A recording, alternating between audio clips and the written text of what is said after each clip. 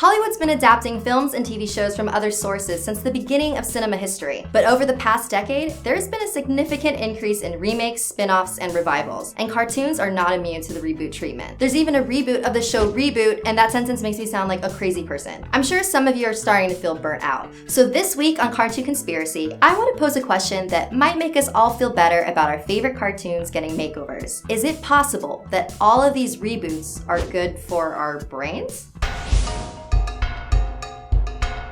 I know what you're thinking. Sapphire, you're nuts. Am I though? I know the brain needs new experiences and ideas in order to grow, but I'm not just talking about any reboot. I'm talking about the remakes intentionally created to pander to the adults with disposable income who probably now have kids that they can watch things with. Like the new Hey Arnold TV movie in development, the CG Inspector Gadget on Netflix, and the upcoming CG Magic School Bus. And that's just a handful. The list goes on. From a marketing standpoint, it's absolutely genius. Young parents will be overcome with nostalgia and get excited and want their kids to watch these shows that they loved as a kid, regardless of it being culturally relevant anymore or not. And just by having those nostalgic feelings, a lot of positive things are happening to their brains. So, how exactly are reboots good for our mental health? Have you ever reminisced about a movie you loved as a kid, but then you rewatched it now that you're older and thought, oh my god, how did I even like this? Not only is that because your tastes are drastically different when you're a child, but also because nostalgia is incredibly biased, and you tend to remember your past more fondly than it may have been.